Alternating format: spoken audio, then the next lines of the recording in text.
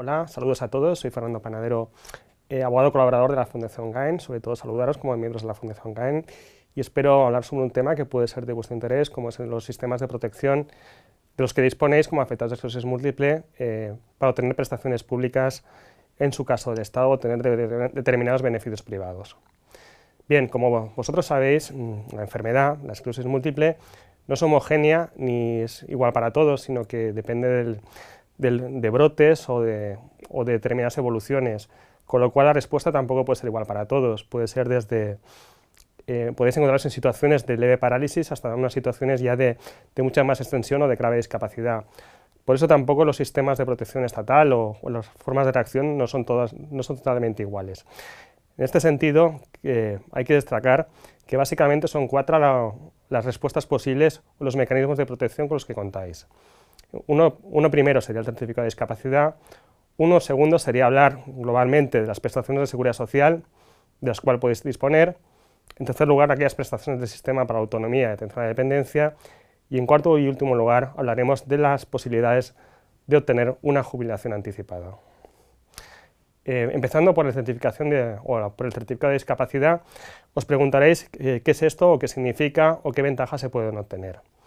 Básicamente hay que decir que el certificado de discapacidad es un documento oficial, es decir, es un documento público que expide la administración pública en su momento y que únicamente su utilidad es acreditar la condición y el grado de discapacidad que tiene un enfermo determinado. Es decir, es un documento el cual no da derecho a recibir ningún tipo de prestación pública, en principio, sino que es la base para obtener ventajas o beneficios, como veréis más adelante. En principio, ¿qué se obtiene con el certificado de discapacidad? Por ejemplo, beneficiarse de unos servicios de información y asesoramiento, o disponer de recursos sociales para mejorar la calidad de vida, herramientas de apoyo personal, educativo, laboral y otras ayudas más técnicas. Pero también significa obtener beneficios fiscales, por ejemplo, obtener deducciones en el IVA, en el IRPF, obtener ventajas en transportes públicos, obtener tarjetas de limitación, es decir, que os supone ventajas obvias, como veremos más adelante. En cuanto a la obtención de este certificado de discapacidad, hay que acudir al organismo que se haya atribuido la competencia. En Cataluña, por ejemplo, lo gestiona el Departamento de Bienestar y Familia, pero para mayor facilidad y comodidad vuestra, lo adecuado es ir a los servicios sociales y asesorarse de dónde se tiene que encaminar y cómo formular la solicitud. En cuanto al tema de la evaluación de ese certificado de discapacidad, lo evalúa un equipo de evaluación médica integrado por un inspector médico o un trabajador social, en su caso, y sus informes al final son resueltos en vía administrativa y si son desestimados en vía contenciosa administrativa. En cuanto a la prestación, la segunda prestación o beneficio público de la cual podéis disponer son las prestaciones de seguridad social. Estas prestaciones de seguridad social básicamente podemos distinguir incapacidades temporales y aquellas incapacidades que son ya permanentes. En primer lugar, en cuanto a la incapacidad temporal, como su propio nombre indica, es la situación en la que se encuentra un trabajador impedido para realizar su trabajo y que precisa tratamiento médico y tiene carácter temporal. Ese carácter temporal es de 12 meses habitualmente, prorrogable a 6 meses e incluso a 24 meses con carácter excepcional. Como sabéis, en la práctica esa incapacidad temporal varía la prestación entre el cuarto y el 21º día, que es del 60% de la base reguladora y que puede elevarse al 75% pasados los 21 días. Siendo temporal, esa temporalidad se extingue y nos lleva al otro estadio, que es la incapacidad de carácter permanente. A la incapacidad permanente, ¿cómo se llega? En primer lugar, bien porque se haya agotado la prestación de incapacidad temporal, o se haya agotado el plazo máximo del cual se ha hablado, hasta los 24 meses con carácter excepcional, o bien porque la mutua de trabajo que os asista y que se ha colaborado a la Seguridad Social, en ese caso, pues acuerde elevar la tramitación de la incapacidad como permanente. Básicamente, la incapacidad permanente supone que las lesiones que determinan la incapacidad provengan o no de un accidente de trabajo, determinan la incapacidad para trabajar. La diferencia es que si proviene de un accidente de trabajo no se exige carencia, pero si se trata de una enfermedad común, como es el caso de la que nos afecta, que es la esclerosis múltiple, sí que se exige una carencia determinada que varía en función de la edad y en función del grado de incapacidad que se reconozca. En cuanto a la incapacidad permanente, no es homogénea ni es estándar para todos, sino que tiene también diversos grados. Esa incapacidad puede ser permanente parcial, total absoluta o gran invalidez. En cuanto a la incapacidad permanente parcial, es la situación que se reconoce cuando el trabajador sí que puede continuar desarrollando su trabajo, pero con limitaciones que deben ser superiores al 33% para estar en una situación de incapacidad. Es un supuesto habitual en enfermedad común, como es el caso de la esclerosis múltiple, pero en el caso de la esclerosis múltiple es muy poco habitual, por lo cual no es un supuesto habitual que sea habitual en este tipo de enfermedades. En cuanto a las prestaciones de la seguridad social, en cuanto a la incapacidad permanente total, se reconoce básicamente cuando el trabajador está impedido para desarrollar todas las principales funciones de su profesión, pero no impide dedicarse a otra distinta, por lo cual se establece una prestación que es del 55% de la base reguladora, compatible con otro tipo de trabajo, por lo cual en este tipo de incapacidad, como hemos dicho, sí que es posible compatibilizarlo con otra profesión distinta a la habitual. Luego está la incapacidad permanente absoluta, que se reconoce cuando el trabajador está impedido para realizar cualquier tipo de trabajo, y en este caso sí que se reconoce una prestación que puede llegar hasta el 100% que llega al 100% de la base reguladora.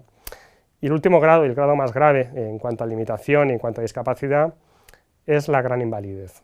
En estos supuestos, el trabajador ya no es que esté en una situación de discapacidad absoluta, sino que requiere asistencia médica continua, incluso asistencia de un cuidador. En este caso, obviamente, el sistema de seguridad social ha de complementar la pensión del 100% y se llega con un complemento del 40% de la base reguladora para completar ese 100% y cuidar las prestaciones que necesita esa persona más allá del 100% de la base reguladora. En cuanto al procedimiento para el reconocimiento de la incapacidad permanente, muy importante. El procedimiento en realidad puede iniciarse de diversas formas. Normalmente será por solicitud del interesado ante el INS, a propuesta de la mutua que haga el seguimiento de la incapacidad temporal o por haber agotado el periodo máximo de situación de incapacidad temporal, en cuyo caso aquí sí que es necesario que el trabajador sea evaluado y se dicte una resolución reconociendo o denegando la incapacidad. En Cataluña, por ejemplo, estas funciones son delegadas en el ICANN, que es un organismo administrativo que depende del Departamento de Salud. En cualquier caso, y en cuanto a este procedimiento de incapacidad permanente, requiere previamente la intervención de un equipo de evaluación médica, integrado por un inspector médico, un inspector de trabajo y un evaluador independiente. En estos supuestos, al tratarse de un órgano administrativo, es necesario acreditar fehacientemente la situación de incapacidad y para ello es importante disponer de informes periciales que establezcan los grados, cuantificación de la incapacidad a efectos de que resuelva este órgano evaluador. En cualquier caso, aunque es un órgano que realiza el dictamen, sus resoluciones no son definitivas, son recurribles en vía administrativa y también en vía contenciosa, con lo cual al afectado, si no está de acuerdo con la resolución que recaiga por parte de este órgano, siempre tendrá abierta la vía administrativa y, en su caso, acudir a la vía de los juzgados de lo social. También acudiremos, en este caso con carácter complementario, cabe la posibilidad de que se fijen indemnizaciones derivadas de un convenio colectivo. Es cierto que estas prestaciones de la Seguridad Social tienen carácter público, pero con carácter complementario determinados convenios colectivos reconocen algún tipo de indemnización cuando el trabajador es declarado en situación de incapacidad permanente. Básicamente, para los profanos en la materia, ¿qué se trata de un convenio colectivo? Un convenio colectivo es un acuerdo de empresarios y trabajadores de un sector determinado de la producción, en el cual se fijan unas condiciones entre las cuales también se pueden obtener unos beneficios y ventajas adicionales para el trabajador. Y en este caso, habría que consultar el convenio aplicable para ver si nuestra profesión, aparte de las prestaciones de seguridad social, la empresa, en virtud de este convenio, está obligada a complementar y a extender el importe de la indemnización que nos da la seguridad social, llegando a porcentajes incluso del 100%. En tercer lugar, hemos hablado en cuanto a prestaciones, de las prestaciones del sistema para la autonomía y atención a la dependencia.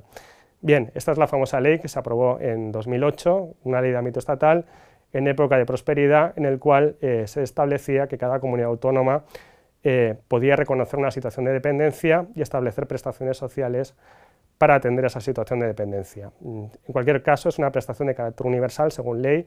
Eso significa que cualquier persona, sea o no trabajador, puede reclamar esta prestación pública, con la única condición de que posean un mínimo de 5 años de residencia habitual en España. En este caso, la valoración del nivel de dependencia se establecerá basándose en una escala de 3 grados. 3 grados en el cual se fija tanto la situación de discapacidad en la que se encuentra como la prestación pública que se adecúa a este nivel de discapacidad. Para acceder a este tipo de ayudas se requiere además tener reconocido un grado de dependencia, disponer del correspondiente programa individual de atención previo. Básicamente, el grado de dependencia determina la intensidad de la cuantía del acceso a las prestaciones de este sistema. Podemos distinguir un grado de dependencia moderada. Moderada significa personas que en principio son autónomas, autosuficientes, pero requieren atención, atención externa al menos una vez al día. En función de ello, pues se establece la asistencia de este cuidador una prestación económica que podrá ser para ellos mismos o también para las familias. En segundo lugar, se recoge el grado de dependencia severa. Dependencia severa ya son personas con una limitación funcional más acusada que requieren una asistencia que esté de una vez, que pueden ser 2 o 3 veces al día. Requerirán también un cuidador puntual para esas asistencias, así como una prestación económica, ya sea para ellos o para un familiar. Y el último grado en el que se pueden encontrar es la gran dependencia. Gran dependencia es una discapacidad amplia, extensa en el tiempo, que requiere una prestación continua de más de 3 veces al día, que requiere la asistencia de un cuidador y por tanto también una prestación económica y familiar en atención a ese grado tercero de severa dependencia. Y para finalizar nos centraremos en lo que es la jubilación anticipada. Como todos sabemos, al menos hasta ahora, la jubilación según grados se ha extendido hasta los 67 años según la edad en que se hayan, o el periodo en el que se haya empezado a trabajar. No obstante, esta norma, que tiene carácter universal, admite en determinados casos la aplicación de coeficientes reductores para el caso de trabajadores con una discapacidad igual o superior al 65%. ¿Qué significa esto? Que en estos supuestos no hay que esperar hasta los 67 años o a los 65 para jubilarse, sino que esta discapacidad posibilita que se pueda reducir la edad de jubilación y jubilarnos a una edad más temprana en base a esta discapacidad igual o superior al 65%. Pues bien, esta norma general incluso es paliable o limitable o incluso ampliable en el sentido para trabajadores que tienen una discapacidad igual o superior al 45%. En este caso hay que tener en cuenta que para que nos podamos jubilar antes, en estos supuestos, se debe tratar discapacidades reglamentariamente determinadas en las que concurran evidencias que determinan una reducción de la esperanza de vida de esas personas. Es decir, que aunque nuestra discapacidad sea igual o sea superior al 45% y no llega al 65%, sino si científicamente o médicamente es apreciable que la esperanza de vida se va a reducir respecto a lo que es el común en la población, podremos también jubilarnos antes de los 65 años o los 67 según nuestra fecha de entrada a cotizar. Entre estas discapacidades tenemos que decir que en el reglamento se recoge expresamente la existencia de esclerosis múltiple, además de otras enfermedades neurológicas, es decir, que con carácter objetivo quien sufra esclerosis múltiple podrá prejubilarse a una edad que sea inferior a los 65 años. En ese caso, espero que haya sido una exposición adecuada y útil a vosotros y muchas gracias por vuestra atención.